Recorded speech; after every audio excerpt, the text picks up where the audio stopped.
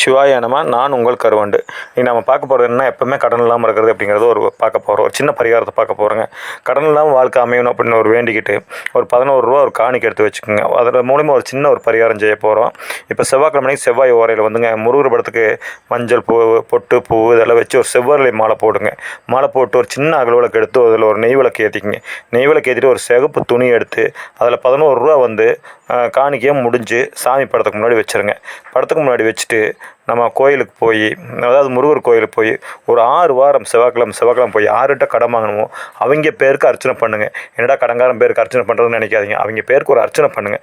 அர்ச்சனை பண்ணிவிட்டு அந்த 6 வாரம் கழித்து செவ்வாய்க்கிழமைக்கு 7வது வாரம் போய் நீங்கள் என்ன பண்ணுறீங்க அப்படின்னா, அந்த 11 ரூபா காணிக்கை உண்டியில் போட்டு சாமியை வேண்டிட்டு வந்துடுங்க. இந்த மாதிரி எனக்கு சீக்கிரம் கடன் தீரணும், இவங்களோட கடன் முடிஞ்சிடணும் அப்படிங்கிறத வார செவ்வாய்க்கிழமை செவ்வாய் ஓரையில் போய் முருகர் கோயிலில் சாமி கும்பிட்டுவாங்க.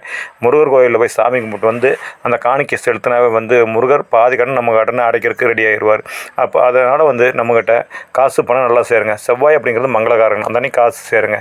சிவாய நம. வாழ்க வளமுடன்.